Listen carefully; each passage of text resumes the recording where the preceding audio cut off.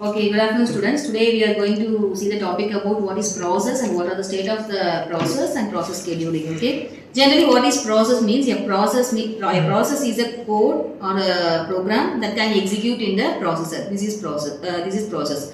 So the state of the process is there are four states: ready, running, wait and execute or terminate. Okay, but these are all the state of a process. Anyone can explain about the state of a process?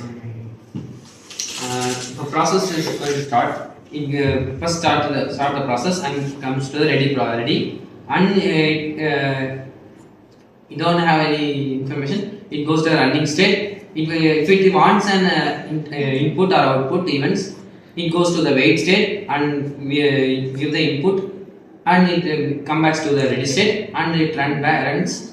If it gets time out like that anything, it comes to the ready state. Again comes to the running state. If the process completely ended, it goes to the terminated and the process is completed. Then what is process scheduling and what is schedulers? Anyone explain? Process scheduling is a process that manages or handles the removal of running processes from CPU and selects another process to run at the CPU based on the particular strategy. For that we have scheduling queues. There are three types of scheduling queues. First one is ready queue, which choose the program process which is ready to run. Then next one is waiting queue, which makes the program to wait based on the input. Then the third one is device queue. Then comes the scheduler. In scheduler we have processes. If a new program enters the processor, it admit for program running state. If the time is out, then it moves it to the blocked state, and again it will be ready for dispatching. At the same time, if the ready process is suspended, then it moves to the suspend block. Then it is again activated to blocked state and again it goes to the running state. Finally, it exits from the processor. Okay. Then the next topic is types of the scheduling. Let me explain the types of schedulers. There are three types of schedulers: long-term, short-term and the medium-term schedulers. Let's see about the long-term schedulers. The long-term schedulers control degree of multi-programming. It will control the multi-programming things. Like, let's take an example. When we are opening the Chrome browser, we used to open a lots of tab, right?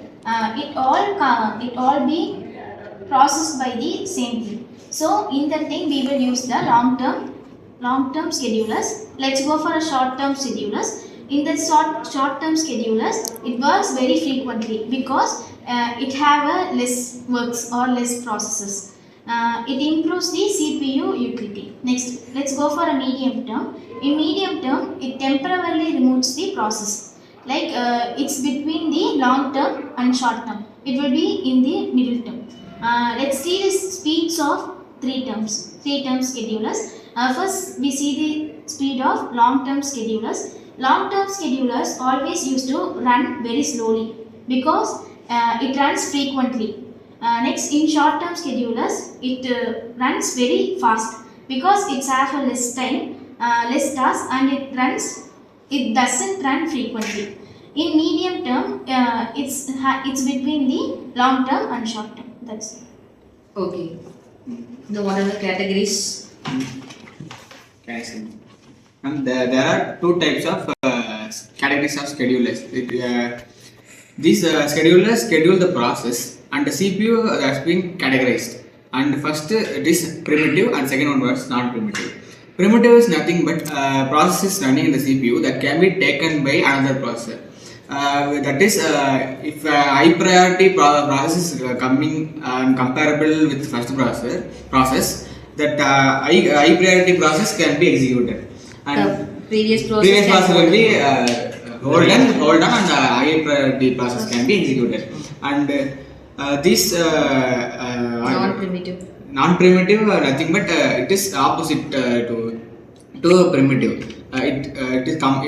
finish the particular process, and then it will go to the next process. It does not allow if the next process is highly prioritized, it doesn't allow to execute this process. So let us take a real life example. Like in hospital, if there is a normal patient, and if normal patient can be checking, and if there is any emergency patient are coming, they will hold on the normal patient, and they will treat the emergency patient. So this is primitive. And in this non-primitive, like bank counter line, they execute the person one by one in the row wise, like first in first out, that type. And in that primitive, we can use priority based scheduling.